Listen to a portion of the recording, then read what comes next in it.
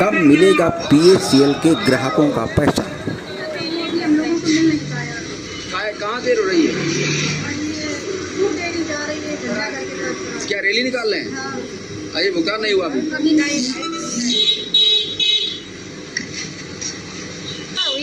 नहीं पैसा दे रहे हैं। क्या हुआ? जो पूरा होगा कभी पैसा नहीं दे रहे हैं। अच्छा, और जो पूरा होगा पैसा का एकदम दे चाहिए। मान लो मैं गरीब आदमी का इसे जोड़ के बच्चन का खिला सको न पिया सको, पेट काट काट के हमने जमा किया और हमारा लोग हमें पैसा नहीं दे रहे। कितना सफल होगा ऑल इन्वेस्टर सेफ्टी ऑर्गेनाइजेशन का संघर्ष? सन 2014 में भारतीय प्रतिभूति और विनिमय बोर्ड सेबी द्वारा रियल एस्टेट क्षेत्र की कंपनी पीएसीएल लिमिटेड को बंद करने के बाद से इसके 6.25 करोड़ से भी अधिक ग्राहक अपनी गाढ़ी कमाई का पैसा वापस पाने के लिए दर दर भटक रहे हैं, लेकिन कहीं कोई सुनने वाला नहीं है। पीड़ित ग्राहकों को उनका पैसा वापस दिलाने के लिए कई संगठन अपने अपने तरह से प्रयास करने में जुटे हुए हैं। दूर दराज के शहर कस्बों से लेकर दिल्ली के जंतर मंतर तक धरना प्रदर्शन करने तथा विधायक, सांसद, मंत्री, मुख्यमंत्री, प्रधानमंत्री और राष्ट्रपति तक को ज्ञापन भेजकर गुहार लगाने के बावजूद परिणाम अब तक सिफर ही रहा है। पीएसीएल के ग्राहकों की लड़ाई लड़ने का दावा करने वाले All Investor Safety Organisation AISO ने कानपुर में अपनी एक नवीन इकाई का गठन किया है। इसके पूर्व यहाँ विकास त्रिपाठी की अध्यक्षता में AISO की इकाई काम कर रही थी, जबकि नई इकाई का अध्यक्ष शिवनाथ साहू को बनाया गया है। संगठन के प्रदेश अध्यक्ष अमर सिंह जांगड़ ने बताया कि पीएसीएल के पीड़ित ग्राहकों एवं फील्ड कार्यकर्ताओं के संगठन की कानपुर इकाई के अध्यक्ष शिवनाथ साहू, उपाध्यक्ष TS शुक्ला एवं मनोज अग्रवाल, महासचिव रमेश चंद्रा, सचिव PN साहू, उदयवीर सिंह, अशोक गौतम, शिवदास साहू, राम प्रकाश उत्तम, प्रहलाद एवं जिंदन लाल कनौजिया, कोषाध्यक्ष मनोज पांडे, मीडिया प्रभारी अमर सिंह निषाद तथा संगठन मंत्री देवनारायण साहू एवं सुरेंद्र कुमार शर्मा मनोनीत किए गए हैं। वहीं जयशंकर शुक्ल को प्रदेश तथा MC शर्मा एवं ग्वालियर से पधारे DK सिंह को राष्ट्रीय इकाई में शामिल किया गया है। पीएसीएल के वरिष्ठ कार्यकर्ता रहे DK सिंह ने बताया कि कानपुर में AISO का डिस्ट्रिक्ट विंग बनाया गया है। ये कमेटी जिला स्तर पर संगठन को मजबूत करेगी और लोगों के अंदर एक अवेयरनेस पैदा करेगी। उन्होंने बताया कि 2014 में सेबी द्वारा कंपनी को बंद करने के बाद 2015 में यह संगठन बना। 2016 में सुप्रीम कोर्ट का डिसीजन आया। 2016 के बाद ऑल इंडिया लेवल पर मूवमेंट चालू हुआ और उस मूवमेंट का असर ये रहा कि छोटे पेमेंट मिलने शुरू हुए। आगे आने वाले दिनों में बहुत अच्छा रिजल्ट देखने को मिलेगा। ऑल इन्वेस्टर सेफ्टी ऑर्गेनाइजेशन के राष्ट्रीय अध्यक्ष पृथ्वीराज यादव ने बताया कि पीएसीएल कंपनी ने 32 साल तक काम किया है। उसमें लोगों ने अपना पैसा जमा किया। सरकार ने एक नया रूल बनाकर कंपनी को बंद कर दिया, जिससे लोगों का पैसा पीएसीएल कंपनी में फंस गया।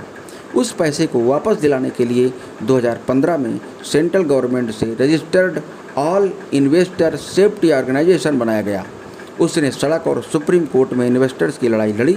2 फरवरी 2016 को सुप्रीम कोर्ट से डिसीजन आया, जिसके तहत रिटायर्ड जस्टिस RM लोढ़ा की अध्यक्षता में एक कमेटी बना दी गई और रूल पास हुआ कि पीएसीएल की सारी संपत्ति बेचकर ग्राहकों का पैसा वापस दिया जाए। लेकिन लोढ़ा कमेटी प्रॉपर वे में काम नहीं कर रही है, इसलिए हम लोग आंदोलनरत हैं। उसी परिप्रेक्ष्य में हमने आज कानपुर में एक डिस्ट्रिक्ट कमेटी का गठन किया है ताकि इस संघर्ष को और तेज किया जा सके। पीएसीएल कंपनी 32 साल तक फील्ड में काम किया है, उसमें लोगों ने काम किया। सरकार ने एक ऐसा रूल लाया कि उसको बंद कर दिया। लोगों का पैसा उसमें फंसा रह गया। उस पैसे को लेने के लिए सेंट्रल गवर्नमेंट से एक रजिस्टर्ड संगठन बना, AISO All Investor Safety Organisation. उसने सड़क पर और सुप्रीम कोर्ट पर इन्वेस्टर्स की लड़ाई लड़ी। 2 फरवरी 2016 को एक डिसीजन आ गया सुप्रीम कोर्ट से। X CGI chief justice of India RM Lodha की अध्यक्षता में एक कमेटी बना दी गई। पीएसीएल की टोटल प्रॉपर्टीज़ को ऑक्शन करके इन्वेस्टर्स का पैसा दिया जाए, ये एक रूल पास हुआ। लेकिन लोढ़ा कमेटी उसमें प्रॉपर वे में काम नहीं कर रही है। इसलिए हम सब लोग आंदोलनरत भी हैं, संघर्षरत भी हैं, सुप्रीम कोर्ट में भी, रोड पर भी। उसी के परिप्रेक्ष्य में, उसी के कनेक्शन में, उसी के क्रम में आज हमने यहाँ एक कानपुर डिस्ट्रिक्ट कमेटी का गठन किया है, जो कानपुर के साथियों को उसमें जोड़ करके और इस संघर्ष में और तेजी और मजबूती लाई। ये संगठन आपका प्रारंभ कब हुआ था, ये राष्ट्रीय स्तर पर जो कार्यकारिणी? 2015 से 14 के बाद बंद हुई कंपनी, उसके बाद शुरुआत जी, हुई। जी। और लड़ाई आप इसकी कहाँ से, किस तरह से प्रारूप क्या चल रहा है उसकी लड़ाई का? सुप्रीम कोर्ट में गए हम सबसे पहले। अच्छा। वहाँ संगठन ने जो इन्वेस्टर्स होते हैं उनकी जो भी पीड़ा थी, तकलीफ थी, जो विक्टिमाइज किए गए थे, उन सबको वहाँ रखा। उसके बाद जो रूलिंग पार्टी जो सरकार में है उसके प्रतिनिधियों, मंत्रियों, उसके जनप्रतिनिधियों, सबसे हम लोग मिले हैं और ये समस्या समाधान के लिए हम कंटिन्यूसली पिछले 7 साल से संघर्ष। लगभग कितने इन्वेस्टर्स का पैसा फंसा हुआ है अभी तक? ये 6.25 करोड़ इन्वेस्टर्स हैं जिनका पैसा फंसा हुआ है। जो सुप्रीम कोर्ट ने जजमेंट दिया था, आप बता रहे 2016 में, तो उस जजमेंट का क्रियान्वयन अब तक कहाँ अटका हुआ है, किस पॉइंट पर अटका हुआ है? लोढ़ा साहब जो x CGI chief justice of India रहे हैं, उनकी अध्यक्षता में चेयरमैनशिप में सेबी के एम्प्लॉइज को लेकर के एक कमेटी बनाई हुई है, इसको लोढ़ा कमेटी बोलते हैं, PACL मैटर्स। जी जी। तो कभी उस कमेटी के बिहाफ, उस कमेटी के एक्शन के खिलाफ जो है आप दोबारा सुप्रीम कोर्ट में नहीं गए? हाँ बिल्कुल गए। उसका क्या निर्णय? सुप्रीम कोर्ट में चूंकि लोढ़ा कमेटी ने कुछ ऐसे पब्लिक नोटिस इशू किए जिसके चलते इन्वेस्टर्स का पैसा मिलते मिलते फिर नई बाधा खड़ी होगी जी। तो उन सारी बाधाओं को पार करने के लिए, उनका समाधान के लिए संगठन ने एक नई आई है, इंट्रोडक्टरी एप्लीकेशन बोलते हैं उसको, वो 6 मई को और लगाई। अभी इसी 6 मई को? जी। तो उस पर क्या अभी तक कुछ? उस पर आप 28 को हियरिंग है, उसकी हियरिंग हो रही है। वो तब पता चलेगा कि कैसे क्या। तो उसमें क्या चीजें उठाई, क्या मुद्दे उठाए आपने? जो पब्लिक नोटिस इशू किए हैं लोढ़ा कमेटी ने, जिन लोगों ने ओरिजिनल डॉक्यूमेंट ऑफिस में जमा करा दिए थे जब PACL चल रही थी, उनका पैसा अभी वो नहीं दे रहे हैं जी। जिन लोगों ने CDPP, जिसको FD बोलते थे हम लोग हमारी भाषा में यहाँ लोकल, और उन लोगों को पैसा नहीं दे रहे हैं क्योंकि जमीन अलॉटमेंट का सिस्टम था, उनको अलॉट कर दिया गया और वो सारा पैसा लोढ़ा कमेटी उनको भी नहीं दे रही। अच्छा, आप चूँकि नेशनल कमेटी बनाए, एसोसिएशन है आपका, तो कभी आपकी पर्सनली या आपकी जो एसोसिएशन का जो राष्ट्रीय संगठन है, इकाई है, उसी कभी लोढ़ा कमेटी से बैठक हुई कोई? जी हाँ, लोढ़ा कमेटी का पहले ऑफिस दिल्ली में था, वहाँ हमारी मीटिंग हुई। उसके बाद उन्होंने ऑफिस बदल के बॉम्बे ले गए, सेबी के ऑफिस में। उसके बाद लोढ़ा कमेटी से प्रत्यक्ष रूप से नहीं मिला। हमने अनेकों बार लेटर लिख करके, ईमेल दे करके उनसे टाइम मांगा, लेकिन उन्होंने नहीं दिया है। लेकिन लोढ़ा कमेटी का जो नोडल ऑफिसर जो सारा काम देखता, उससे हमारी भेंट हुई है, दिल्ली में भी हुई, बॉम्बे में भी हुई। तो उनका क्या आश्वासन है? उनका ये कहना, हम पैसा सबका देना चाहते हैं, लेकिन जैसे जैसे प्रॉपर्टी सेल होगी पैसा हमारे पास आएगा, वैसे वैसे हम। एक चर्चा सुनने को मिलती है कि सुप्रीम कोर्ट ने चूंकि जो है CBI से सारी जमीनों का वो करा के पूरा वेरिफिकेशन और वैल्यूएशन करा के ही ये जिम्मेदारी सौंपी थी इस कमेटी को। हाँ बिल्कुल। और सेबी का कहीं ना कहीं एक स्टेटमेंट बीच बीच में आता है कि ये इनकी जो प्रॉपर्टी वो उतनी नहीं जितना पैसा हमें देना है। वो एक प्रॉपर्टी जो बता रहे हैं 11,000 करोड़ रुपए का आंकड़ा बार बार आ रहा है, आप देख रहे होंगे, वो पुराना आंकड़ा है और वो उसकी परचेजिंग वैल्यू उसकी मार्केट वैल्यू। इसका सोल्यूशन कैसे उनको पहुंचाया जाए, कोई ऐसा कुछ आपने? नहीं है। अच्छा। जितनी प्रॉपर्टी के डॉक्यूमेंट सीज किए हैं CBI ने, वो सारे डॉक्यूमेंट्स लोढ़ा कमेटी को दे दिए हैं, उन सब पर MR नंबर लिखा हुआ है। तो ये क्या उसका स्टडी उन लोगों ने नहीं किया या और कोई कारण है जो इतनी वैल्यूएशन कम किया है? उन्होंने प्रपोजल मांगे हैं, जब प्रपोजल आए हैं थ्रू आउट इंडिया की प्रॉपर्टी को देने के लिए प्रपोजल मांगे थे, प्रपोजल आए, लेकिन लोढ़ा कमेटी ने एक शर्त रखी थी उसमें कि 5,000 करोड़ रुपया आपको पहले अर्नेस्ट मनी के रूप में आपको जमा कराना पड़ेगा। वो कोई कराया नहीं, इसलिए वो प्रपोजल स्वीकार नहीं हुए। फिर रीजनल लेवल पे प्रपोजल मांगे। अच्छा, जमीन बेचने के लिए? बेचने जी। तो वो मतलब कुल मिला के जमीन एक तरह से बेच नहीं पा रहे, अभी बेच नहीं पा रहे। तो आप लोगों ने कोई दूसरा सोल्यूशन इनको नहीं दिया? उनको बताया ना, हमने बताया। वैसे तो हमने देखो, हमने ये कहा था कि कंपनी को पैसा दिया है, कंपनी इस प्रॉपर्टी को बेचे तो हम लोगों का पैसा ज्यादा अच्छा तरीके से मिल सकता है, किंतु कोर्ट ने उस बात को अभी स्वीकार नहीं किया है। जी जी। हम उसमें प्रयास रखें। अच्छा, जैसे ये अभी PACL का जो रिफंड का स्टेटस दिखाते हैं, उसमें तमाम सारी ऐसी प्रॉब्लम आती है जिनका सोल्यूशन कहीं कस्टमर को दिखाई नहीं पड़ता। मान लिया जाएगा कि आपका ये डॉक्यूमेंट इलीगल नहीं है या आपको PACL ने वो कर दिया है, इस संबंध में नोडल अधिकारी का क्या कहना है? नोडल ऑफिसर मैनेजर का ये कहना है, जो लीगल उनके पैरामीटर्स में जो कागज सही है उनको तो पेमेंट दे दिया, कुछ उसमें कमियां हैं, उसके लिए पोर्टल पर करेक्शन के लिए भी पोर्टल खोला है।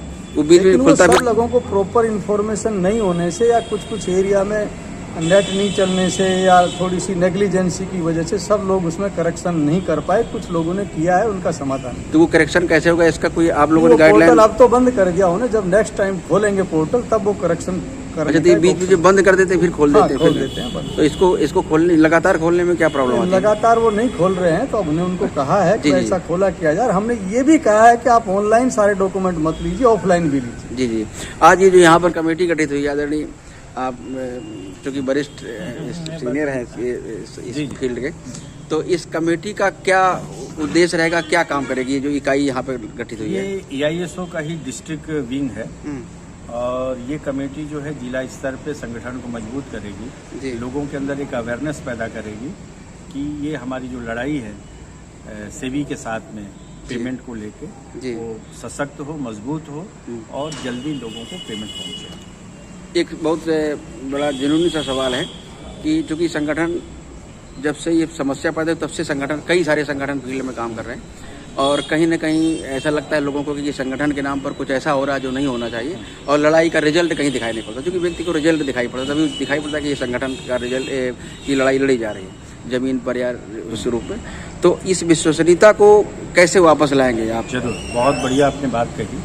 एक्चुअली क्या होता है कि संगठन में डिफरेंट मेंटलिटी और सोच के लोग आते हैं। शुरुआत में किसी को समझ पाना बड़ा मुश्किल होता है, लेकिन जब साथ में कुछ दिन काम करता है तो समझ में आता है कि हाँ भाई इसकी नीयत साफ नहीं है। ये जरूर है कि इस बार की जो कमेटी बनी है वो कानपुर के बहुत ही सुलझे हुए वरिष्ठ लोगों की कमेटी है, जिन्होंने पिछले 2-4 साल नहीं बल्कि 20 साल का उनके पास तजुर्बा है और उनको भली भांति मालूम है कि संगठन कैसे चलाई जाती है। तो मैं समझता हूँ कि इस बार की कमेटी जो है इस प्रकार की गलती आपको सुनने को नहीं मिलेगा। अभी तक के निष्कर्ष में एक चीज़ निकल के आई है कि कोर्ट की लड़ाई कोर्ट में होती है और सड़क की लड़ाई सड़क पर होती है। इस मैटर का जो रिजल्ट है उससे लगता है कि जब तक कोर्ट में मजबूती से आपका पक्ष नहीं होगा तब तक उसका रिजल्ट नहीं, क्योंकि हर 3 महीने में सेबी, जहाँ तक मुझे जानकारी है, सेबी हर 3 महीने में अपनी प्रगति रिपोर्ट लेके जाती है। उस प्रगति रिपोर्ट को चैलेंज करने वाला आपका कोई व्यक्ति जब तक नहीं होगा तब तक उस लड़ाई को कैसे अंजाम तक पहुँचा? आज उसी की परिप्रेक्ष्य में आज मीटिंग थी जी, क्योंकि जैसा कि आपने बताया कि सेबी जो है हर 3 महीने में अपना स्टेटस रिपोर्ट देती है और जो हमारा संगठन है, चूँकि आज हमारे जो सेंट्रल कमेटी के जो सीनियर्स थे पृथ्वीराज चौहान, पृथ्वीराज यादव ने ये आज बताया कि वो कई बार क्या होता है कि जो स्टेटस रिपोर्ट देते हैं अगर उनको हम चैलेंज ना करें समय रहते तो हम लोगों को बहुत बड़ा नुकसान उठाना पड़ेगा जी। तो इसलिए एसोसिएशन को मजबूत करने की कोशिश की जा रही है ताकि हमारी जो परेशानियां हैं, जो अब तक लोढ़ा कमेटी उस पर ध्यान नहीं दे रही है या आगे आने वाली जो परेशानियां हैं उस पर हमें लड़ रहे हैं अपने संगठन के द्वारा और उसको हम चैलेंज करते रहे मौके पे। इस काम में 6 साल का समय क्यों लगा अभी तक? सर ऐसा है, इसमें 6 साल में मैं आपको बताऊं कि जहां तक 2015 में ये एसोसिएशन बना, 2015 में एसोसिएशन बना, 2016 में सुप्रीम कोर्ट का डिसीजन आया। 2016 के बाद मूवमेंट चालू हुआ ऑल ओवर इंडिया लेवल पे, पैन इंडिया लेवल पे मूवमेंट इनका चालू हुआ और उस मूवमेंट का असर जो है आपको देखने को मिला भी है। आज मूवमेंट जैसे कि पोर्टल का ओपन होना या छोटे पेमेंट्स का मिलना, ये इस हेजिटेशन का ही नतीजा है। ठीक है, बीच में 2 साल 2.5 साल कोरोना का भी समय रहा। तो कहने का मकसद ये होता है कि एसोसिएशन ने अपने लेवल पे एफर्ट्स किए हैं और बहुत कुछ क्या है अभी करना बाकी है और उसी तारतम्य में आज यहाँ पे कानपुर में मीटिंग हुआ और कानपुर के आसपास के बहुत से सीनियर्स ने पार्टिसिपेट किया है। हाँ, निवेशक कार्यकर्ताओं ने पार्टिसिपेशन दिया है अपना और यहाँ एक अच्छा मजबूत आपको स्थिति संगठन की देखने को मिलेगी और मुझे जहाँ तक उम्मीद है कि आगे आने वाले दिनों में इसका आपको बहुत अच्छा रिजल्ट देखने को मिलेगा राष्ट्रीय लेवल पे। इसका रिजल्ट भी जब सेबी और भी जो चीज़ें सेबी के साथ जो लड़ाइयाँ चल रही हैं। जैसा कि आदरणीय पृथ्वीराज जी ने बताया कि कई हमारे जो एलाइड ऑर्गेनाइजेशन है PACL के, वहाँ पे जो हम लोगों के पैसे फंसे हुए हैं, उस मैटर पे भी अनवरत हम उससे बातचीत हो रही है। ऑफलाइन की बातचीत हो रही है, क्योंकि ऑनलाइन तो हमारे इतने बड़े निवेशक का जो वो है समूह है, हर व्यक्ति तो ऑनलाइन नहीं कर सकता। नहीं कर सकता। अब इस मैटर को लेकर के कभी PACL के मैनेजमेंट से संपर्क हुआ आपका? बिल्कुल हुआ। उसका उनका क्या विचार है? कहना अब हमारे से तो सारी चीज़ें ले ली सुप्रीम कोर्ट ने, इसलिए हमारे पास तो कुछ बचा नहीं है। अब तो लोढ़ा कमेटी करेगी। अगर उन्हें वापस अधिकार आप लड़ाई करके दिलाएं तो फिर क्या वो सक्षम उनका है? ये कहना है कि हम सबका पैसा दें। सबको पैसा दे दें। एक और चीज़ उठती है, आखिरी सवाल है कि पैसा जो मिलेगा वो किस रूप में मिलेगा, क्योंकि अभी तक जो पैसा मूलधन में भी कटौती होकर मिल रहा है, जो मिल रहा है अभी लोढ़ा कमेटी केवल प्रिंसिपल अमाउंट दे रही है, उसमें भी कटौती करके दे रही है।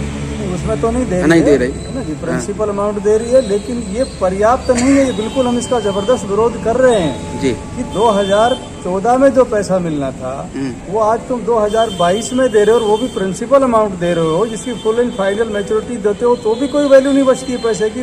उसका तो प्रिंसिपल का तो कुछ वैल्यू नहीं बच रही है। एक इसमें क्वेश्चन में बता रहा हूँ आपको। सेबी ने जब कंपनी को बंद किया था तो उसने एक लेटर में एक बात लिखी थी, कंपनी से कहा था कि आप PACL के कस्टमर के एग्रीमेंट की शर्तों के आधार पर उसका भुगतान करिए। ये उसका ऑर्डर था बंद करने के लिए, और उस ऑर्डर के बिहाफ पर लड़ाई लड़ी, आज यहाँ तक पहुँचा है। तो सबसे बड़ी बात यह है कि जो शर्त थी आपकी, शर्त ये थी कि अगर कस्टमर नहीं, PACL अपनी तरफ से बंद करता है स्कीम को, तो वो विद इंटरेस्ट पैसा देगा। ये शर्त में लिखा हुआ था, आपका जो एग्रीमेंट था। तो चूंकि ये कंपनी का कारोबार कस्टमर ने नहीं बंद किया, ये PACL के बिहाफ पर सेबी ने बंद किया है। तो आखिर सेबी जो ऑर्डर दे रही थी, दिया है उसने PACL को, उस ऑर्डर पर काम करेगी? इस पर कोई कभी चर्चा की आपने कि वो ऑर्डर को फॉलो करेगी तभी उस पर आप ये लड़ाई लड़ सकते हैं कि नहीं, उस ऑर्डर को आप स्वयं फॉलो करेंगे शर्तों के आधार पर? शर्त ये कहती है कि हमें ब्याज से तो वापस मिलना चाहिए पैसा। पैसा तो लोढ़ा कमेटी दे ही रही है ना, जिन लोगों को जो पैसा जमा है, उन्होंने ऑनलाइन जो किया है, वो प्रिंसिपल अमाउंट तो उनको दे ही रही है। लेकिन वो तो पर्याप्त नहीं है ना। प्रिंसिपल अमाउंट देकर तो अनजस्टिस हो रहा है, जस्टिस नहीं हो रहा है, वही हो रहा है। सुशील द्विवेदी, कानपुर। मैंने आज के लगभग 12 वर्ष 2010 में 12 वर्ष पूर्व PACL लिमिटेड कंपनी में पैसा जमा किया था, एक रिकरिंग के हिसाब से, जो कि 220 की चार बच्चे हैं, 2 बेटा और 2 बेटियां, और 2 बॉन्ड हमारे हैं 1000 रुपये महीने के। तो लमसम 58,000 रुपये हम लोगों का जमा है, और 2 बेटों का 12,320 और 2 बेटियों का लगभग 11,320, ऐसे कुछ करके पैसा जमा है। सरकार की एक कंपनी है सेबी, जिसने कंपनी की कुछ गलतियां पा करके, जो भी रहा हो, अब ये तो हमारी जानकारी में नहीं कि किसकी क्या गलती है, सेबी की जिम्मेदारी में सारा बाहर पहुंच गया। कोर्ट के द्वारा सेबी को आदेश दिया गया कि कस्टमर का जितना भी पैसा है वो वापस किया जाए। 12 वर्ष हो गए, आज तक 6 वर्ष में हमको मैं ब्याज सहित जमा राशि से दूना पैसा मिलना था, और वो दूना तो छोड़ो, सरकार ने हमको जो जमा किया है वो नहीं दिया। 12,000 कुछ रुपया जमा है और 8,000 कुछ रुपया आया है। एक बेटी का तो आया ही नहीं, उसमें जाने क्या दिखा रहा है, करप्शन, कुछ कमी, क्या कमी है ये हमें जानकारी नहीं हो पा रही है। या तो हमको बतावें कि ये आपका नहीं छपा है, ये आपका आधार कार्ड का नंबर गलत है, या पैन कार्ड नहीं आ रहा है, क्या नहीं आ रहा है, तो वो उसकी व्यवस्था की जाए। कैसे आएगा पैसा? मेरे पास सारे डॉक्यूमेंट्स हैं, सब रिकॉर्ड है मेरे पास, दस्तावेज, सब बॉन्ड हैं, रसीदें हैं, हर चीज़, हर बॉन्ड की रसीदें हैं पूरी हैं, और मुझको पैसा नहीं मिल पा रहा है। मैं इतनी मेहनत से कमा करके रामलीला में तबला बजाता हूँ और आज के 10-12 साल पहले से मेहनत करके। मैं PSCL का ग्राहक हूँ। हमारी एक FD है और 3-4 हमारे जो है तिमाही के जो है तिमाही भी हैं, और जो प्रक्रिया हमारे हमने जमा किया उसके बाद जो कंपनी जब बंद हो गई तो हम वो पूरा पैसा नहीं जमा हो पाया, लेकिन कुछ दिन बाद हमें ये पता चला कि ऑनलाइन आप इसको कर दीजिए तो आपका जो पैसा है आपको वापस मिल जाएगा। तो जो हमने 10,000 की FD थी और किसी में हमारे 2200 जमा है, किसी में 2500 या किसी में 1500, इस तरीके से हमारा खातों में पैसा जमा है। लेकिन काफी दिन जब हमने इसको ऑनलाइन करने के बाद में कुछ दिन तो हम बिल्कुल शांत बैठे रहे, फिर कुछ लोगों ने कहा कि उसको साइट पे जा करके आप इसको चेक करिए। 10,000 डीजे की पेमेंट तो कर चुके हैं ना उनके साथ? नहीं, हमें कुछ भी नहीं आज तक मिला। अच्छा। और हुआ ये कि जब हमको लोगों ने बताया कि आप साइड में जाइए और आप चेक करिए इसको, तो हमने फिर एक दिन जा करके हमने उसको जब देखा अपनी साइड में डाला तो उसमें हमारे उसमें जो लिख के आ रहा है उसमें हर चीज लिख के आ रही है इलिजिबल है, इलीगल है। तो उसमें क्या है कि जब हमने लोगों से जानकार लोगों से पूछा इलीगल है तो कहीं उन्होंने कहा कि मतलब ये जो अभी तुमने किया है, ये जो कह रहे हो कागज दिखाए वो सब कह रहे हैं बेकार, गलत है। जबकि हमारे पास ये पत्र है, जैसे FD में उन्होंने ये हमको लिख के दिया है कि आपके पास एक बांड है, और हमने यहाँ से आपको लिखित में एक दिया है, वो हमारे पास कहीं कुछ भी नहीं आया। जैसे ये कागज हमको ये है अलॉटमेंट लेटर के लिए, अलॉटमेंट लेटर तो नहीं मिला आज तक हमको, और वो कह रहे हैं हमने अलॉटमेंट दिया। तो अगर ये इनलीगल है तो ये क्या पल्स ये फर्जी तो नहीं हो सकते हमारे पास इस तरीके की ये जो लेटर है हमारे पास। तो हम तो ये पूछना चाह रहे हैं कि अगर ये फर्जी है तो फिर सही क्या है? और इसका मतलब ये कि ये सरकार जो जिनको पैसा हमें देना है तो या तो वो हमें पैसा देना नहीं चाहते हैं, और या तो बेवकूफ बना रहे हैं, केवल कि जो है केवल लॉलीपॉप दे रहे हैं पब्लिक को कि हम पैसा दे रहे हैं, लेकिन आज तक कहीं कुछ भी देना नहीं चाहते। इससे ये लगा हमको, क्योंकि जब हम हर चीज एनेक्जर लगा हुआ है, सब एक्सेप्ट कर रहा है, तो अगर सब कुछ सही है तो ये फिर गलत कैसे? इसकी रिसीविंग होगी जो वहाँ से एक्नॉलेजमेंट मिला होगा? हाँ है, रिसीविंग है, एक्नॉलेजमेंट जो मिला होगा जी, रिसीविंग है, ये देखिए ये एक्नॉलेजमेंट भी आपको मिला है जी। अब इसमें सब कुछ पूरा मेंशन किया गया है जी, सब कुछ इसमें आ रहा है, सब कुछ दिखाई दे रहा है, सब कुछ है, लेकिन अब वो कह रहे हैं कि नहीं गलत है वो।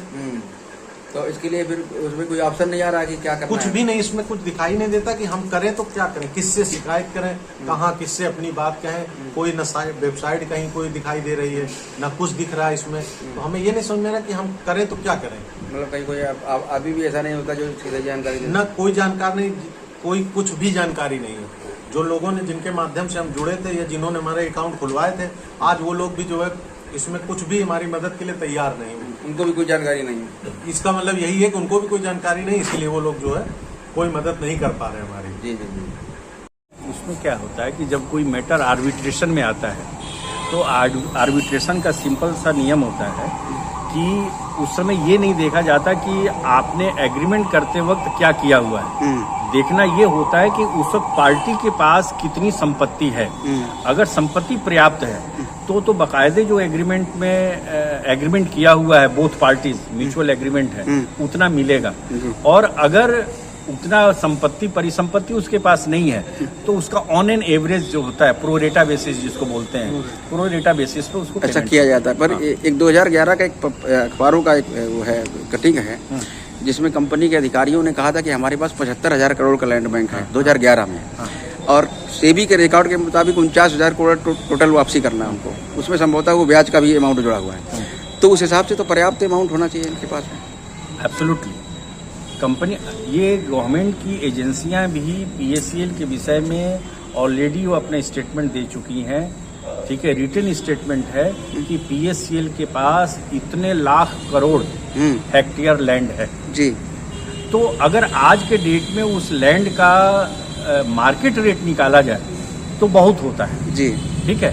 उसमें तो आप यूँ समझो कि PSCL के कस्टमर के पेमेंट भी विद इंटरेस्ट हो जाएगा और बहुत ही पैसा अमाउंट बच भी सकता है जी जी। लेकिन समस्या इस बात की है, जैसा कि स्टेटस रिपोर्ट में कई जगह पे सेबी ने मेंशन किया हुआ है कि जमीन तो PSCL ने खरीदा, बट पता पड़ा वो डिस्प्यूटेड लैंड है।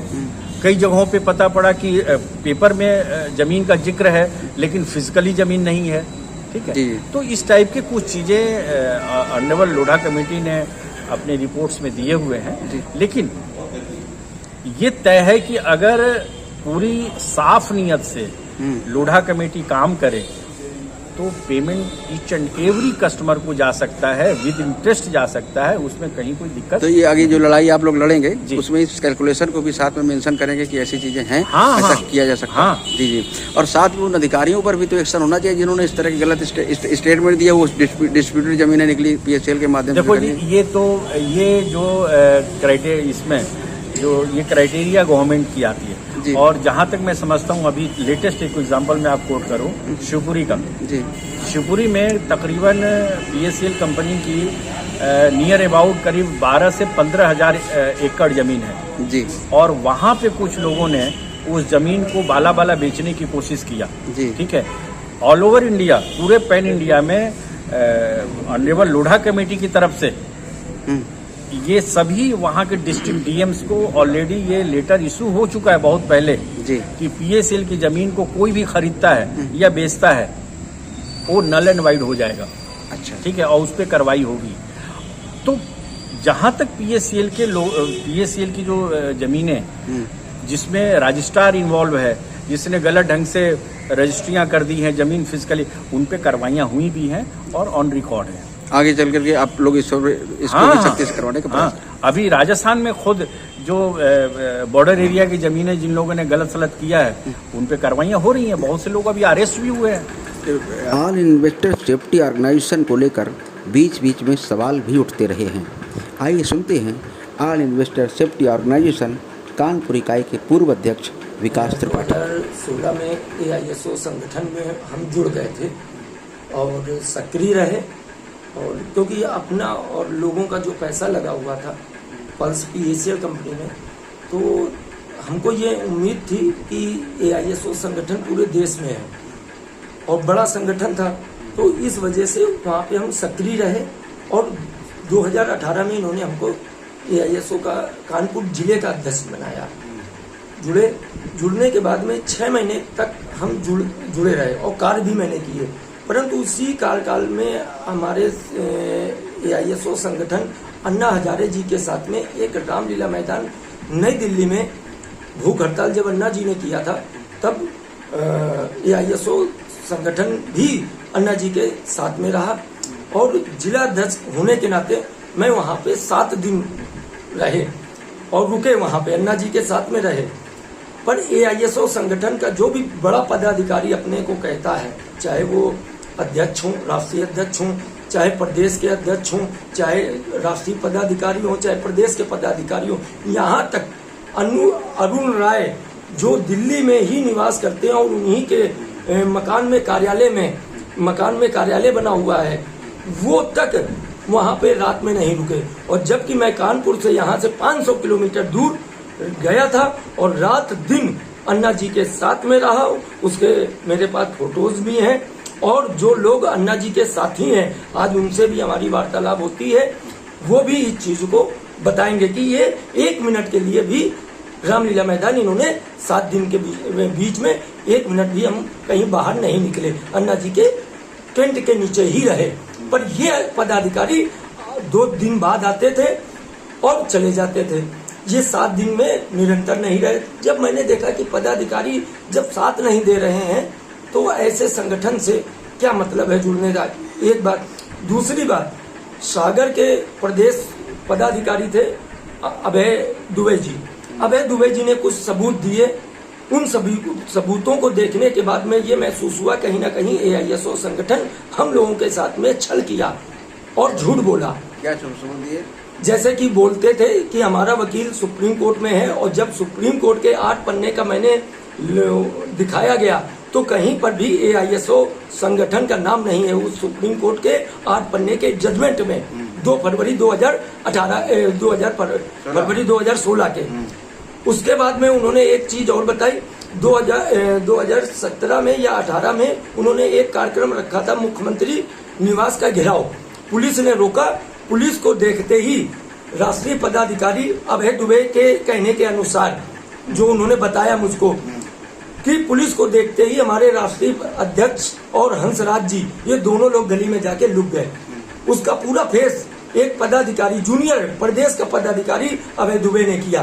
तो यहाँ हमको ये लगा कि संगठन के जब सीनियर पदाधिकारी साथ नहीं दे सकते तो ऐसे संगठन से जुड़ने से क्या मतलब है। और कई जैसे कि हरियाणा में हमारे शशि दिमांग जी बताते हैं, हंसराज जी की टीम का एक मैटर पड़ गया, एक एजेंट को पुलिस चौकी में बैठा लिया गया और AISO का पदाधिकारी भी है वो वहाँ का जिले का, उसको हंसराज जी छुड़वाने तक नहीं गए।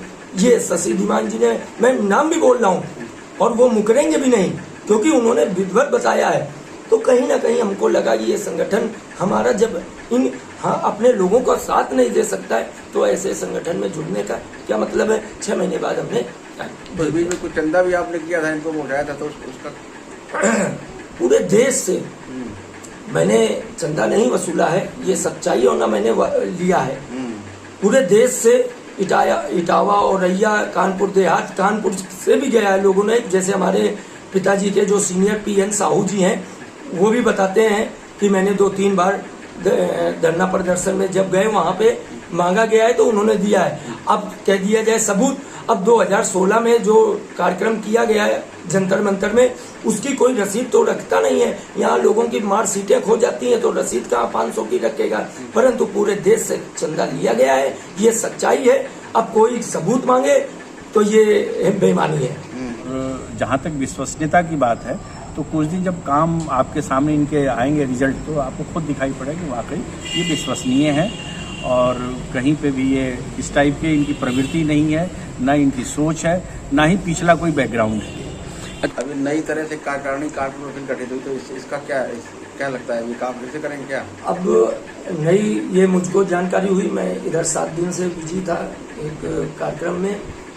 कल कानपुर में मीटिंग हुई है, सारे सीनियर आए हैं और कई जिलों से लोग आए थे। न होने पर लोगों ने चर्चा भी बनाए रखी कि विकास त्रिपाठी क्यों नहीं है, परंतु कम से कम अगर बड़े पदाधिकारी थे और संगठन को बाहर मतलब फैलाना चाहते हो और संगठन के द्वारा अगर पीड़ितों का भुगतान कराना चाहते हैं तो लोगों को जोड़ना पड़ेगा, सर्वप्रथम संगठन का ये मतलब होता है। और जब यहाँ पे कार्यक्रम किया गया था तो कम से कम एक बार मैसेज किया जा सकता था, पर नहीं किया गया। चलिए कोई दुख मतलब बात नहीं है, परंतु अगर जो भी यहाँ पे पदाधिकारी बन रहे हैं जिले के, मैं उनका साथ दूंगा क्योंकि मैं पीड़ित हूँ, मेरा पैसा पड़ा है, मेरे परिवार का फंसा है। परंतु अगर पारदर्शिता जिस संगठन में जिस परिवार में नहीं होगा, वो संगठन हो चाहे परिवार हो, कभी सफल नहीं हो सकता है और न वो कभी भुगतान दिला सकता है अगर उसकी नीति और नियत साफ नहीं है।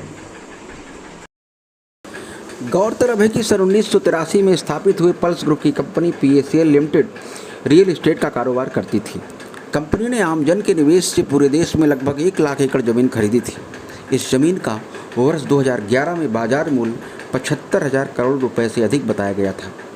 अगस्त 2014 में नए अधिकारों से लैस भारतीय प्रतिभूति और विनिमय बोर्ड सेबी द्वारा PACL लिमिटेड के व्यापार को गैर कानूनी करार देकर ये कहते हुए बंद करने का आदेश दिया गया था कि कंपनी ग्राहकों के साथ किए गए अनुबंध की शर्तों के आधार पर 3 माह में उनकी जमा रकम वापस करें।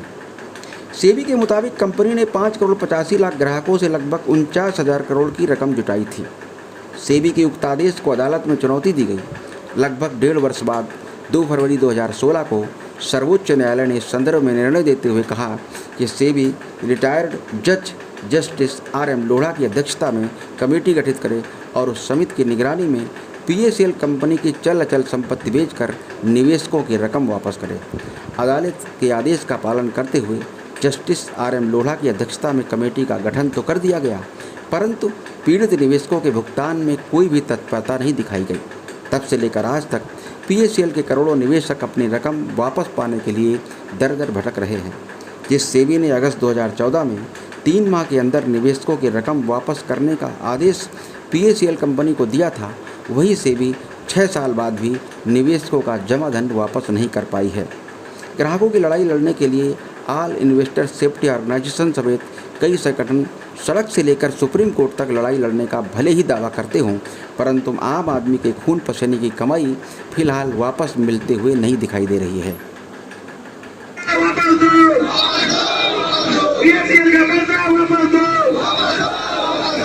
यहाँ यह समझना आवश्यक है कि सड़क की लड़ाई सड़क पर और कोर्ट की लड़ाई सिर्फ कोर्ट में ही सफल परिणाम दे सकती है। मालूम हुआ है कि सेबी हर 3 महीने में PACL के ग्राहकों के संदर्भ में सुप्रीम कोर्ट को अपनी प्रगति रिपोर्ट देती है, परंतु दुर्भाग्य से सेबी की उक्त रिपोर्ट को ग्राहकों की ओर से न्यायालय में चुनौती देने वाला कोई नहीं होता है। न्याय व्यवस्था की जटिल प्रक्रिया के कारण आम आदमी की पहुंच न्यायाधीश महोदय तक नहीं हो पाती। इसके लिए वकील चाहिए, परंतु वकीलों की महंगी फीस के कारण ग्राहकों का पक्ष न्यायालय तक नहीं पहुंच पा रहा है। यूपी इलेक्शन के समय उत्तर प्रदेश में भाग्य आजमाने निकली आम आदमी पार्टी के नेता संजय सिंह ने पार्टी की ओर से सुप्रीम कोर्ट में वकील देने का वादा PACL के ग्राहकों से किया था। वादा किया गया वो मिलना चाहिए, नहीं हुआ। तो 2 फरवरी 2016 को सुप्रीम कोर्ट ने एक आदेश किया कि सेबी को जिम्मेदारी दी गई, लोढ़ा साहब को जिम्मेदारी दी गई, एक कमेटी बनाया सुप्रीम कोर्ट ने कि जो निवेशक हैं इन कंपनियों के PACL के और तमाम, तो उसके लिए उनको जिम्मेदारी दी गई कि उनका पैसा ब्याज सहित जो उनका बनता है वो वापस कराया जाए। उसकी प्रक्रिया आज तक पूरी नहीं की गई। इन लोगों का पैसा वापस नहीं हो रहा है, इनकी डिमांड्स मानी नहीं जा रही हैं। उसके लिए आज ये लोग यहाँ धरने पर बैठे हुए हैं। अभी सेबी के अधिकारियों से इनकी वार्ता होगी।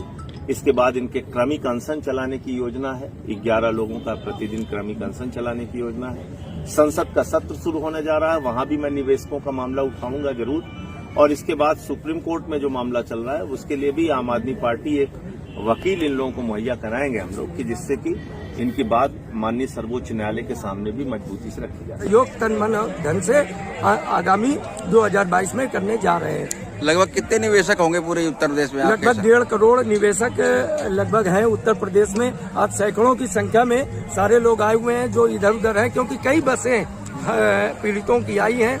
और हमारे उन प्रत्याशियों का भी मैं धन्यवाद देना चाहता हूं, क्योंकि हम लोग पीड़ित हैं, हम लोगों के पास पैसा वैसे भी नहीं था। आज उन लोगों ने उपलब्ध हमें बसें कराई हैं और जिसके माध्यम से आज हम लोग यहाँ पे लखनऊ की धरती पे आ सके हैं। भारतीय जनता पार्टी की 2014 में सरकार आने के बाद चिटफंड कंपनियों को जो बंद किया गया, रियल एस्टेट कंपनियां थी, सोसाइटीज थी, सभी को चिटफंड का नाम दे करके सेबी ने जो बंद किया, एक तानाशाह सरकार में तानाशाह सेबी हो गई। बंद करने के बाद सुप्रीम कोर्ट 2 फरवरी 2016 के आदेश के बाद भी PACL निवेशकों को उनकी प्रॉपर्टी बेचकर पैसा लौटाना था। साथ में लोढ़ा साहब की कमेटी लगाई गई थी। आज भी दर दर की ठोकरें हमारे निवेशक खा रहे हैं। हम लोग दिल्ली से लेकर के बॉम्बे तक, लखनऊ से भी कार्यालय से लेकर कई राउंड धरना दिए हैं। जंतर मंतर पर 30 दिन की भूख हड़ताल होने के बाद भी हम लोग वहीं की वहीं हैं। धन्यवाद देता हूं आम आदमी पार्टी का। आज के 3 महीना पहले उन्होंने हम लोगों पीड़ित लोगों की आवाज को सुना, संजय भैया ने, और चिटफंड प्रकोष्ठ बना करके हम लोगों को एक जिम्मेदारी दी। पूरे उत्तर प्रदेश से हमारे आज हजारों हजार साथी आज इस महारैली में शामिल हुए हैं। आज पिछले 1 सप्ताह पहले सुप्रीम कोर्ट से हमें वकील भी मिल गए हैं, उनसे हम लोगों ने वार्ता भी कर ली है। आम आदमी पार्टी ने उपलब्ध कराया वकील, आम आदमी पार्टी के संजय भैया के द्वारा लिए गए वकील हैं सुप्रीम कोर्ट के लिए।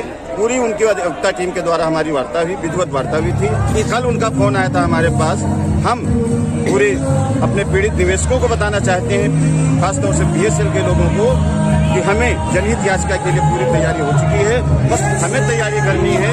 हमारे निवेशक हमारे पदाधिकारियों से संपर्क करें, किस तरीके से हम जनहित याचिका में उनकी भागीदारी को सुनिश्चित कर सकें।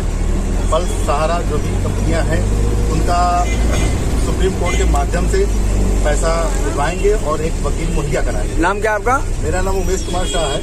और मतलब PACL के कार्यकर्ता रहें क्या? जी, मैं कार्यकर्ता भी रहा हूँ और निवेशक भी हूँ। अच्छा अच्छा अच्छा। आप कहाँ से आई हैं मैडम? क्या नाम है आपका? हैं? अच्छा अच्छा। क्यों आई थी आज मीटिंग में? हम इसलिए आते थे, आज केजरीवाल जी की महारैली थी जी, और हम लोग उनकी कौन सी बात से प्रभाव पड़ा आपके ऊपर? कोई बात प्रभाव डाला? क्या खास बात थी उनकी मीटिंग में? हाँ भाई, ये कि हम लोग को एक तो समझाना नहीं, उनकी बातों का हम लोग का असर भी पड़ा कि हम लोग का वो साथ देंगे। अच्छा अच्छा। हाँ, आप कहाँ से आई हैं? मैं कानपुर से, मीरा तिवारी। अच्छा अच्छा।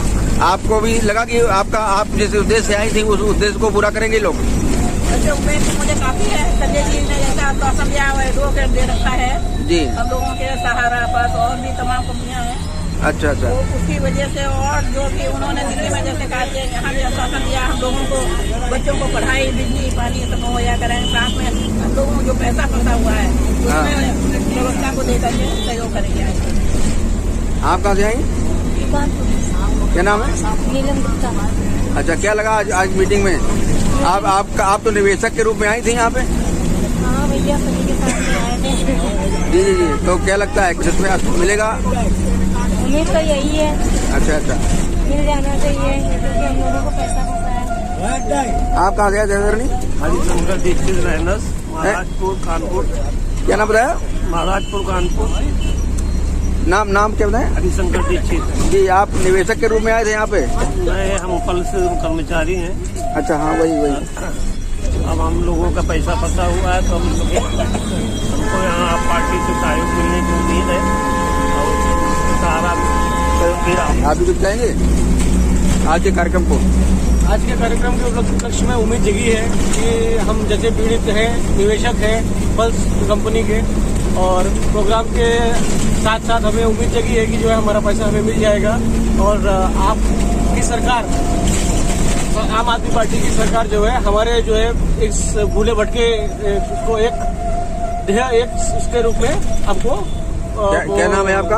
अधिकार दिलाएगी। हमारा नाम क्या है आपका? गोविंद द्विवेदी, रामा देवी, मंगला बिहार। कितना पैसा फंसा है आपका? हमारा तकरीबन 20 लाख रुपए इसमें अटका है PACL में। परंतु यहाँ चुनाव गया, वादा गया कि युक्ति चरितार्थ हुई और पीड़ित ग्राहकों को मायूस होना पड़ा। कहने को तो जन सामान्य से जुड़ी किसी भी समस्या को लेकर समाज का कोई भी व्यक्ति सुप्रीम कोर्ट में पोस्ट ऑफिस के माध्यम से जनहित याचिका भेज सकता है, जिसकी कोई फीस नहीं लगती है और आवश्यकता पड़ने पर याचिकाकर्ता को निःशुल्क वकील भी दिया जाता है। लेकिन व्यावहारिक धरातल पर सब कुछ वैसा नहीं होता जैसा कहा जाता है। दिसंबर 2020 में PACL के ग्राहक स्वतंत्र पत्रकार डॉक्टर दीप कुमार शुक्ल, विकास त्रिपाठी, त्रिभुवन शंकर शुक्ल, जयशंकर शुक्ल, राम सिंह सेंगर, KK सिंह, रमाकांत त्रिपाठी तथा दिनेश सिंह ने इस संदर्भ में पोस्ट ऑफिस के माध्यम से सुप्रीम कोर्ट को जनहित याचिका प्रेषित की थी। लेकिन आज तक कोई ये बताने वाला नहीं है कि उस याचिका का क्या हुआ। इससे प्रतीत होता है कि बिना किसी वकील के व्यावहारिक धरातल से जनहित याचिका दाखिल करना संभव नहीं है। ऑल इन्वेस्टर सेफ्टी ऑर्गेनाइजेशन जैसे संगठनों को अन्यत्र अपनी ऊर्जा नष्ट करने की बजाय जनहित याचिका के माध्यम से सुप्रीम कोर्ट में सेबी और लोढ़ा कमेटी की प्रगति रिपोर्ट को चुनौती देनी चाहिए।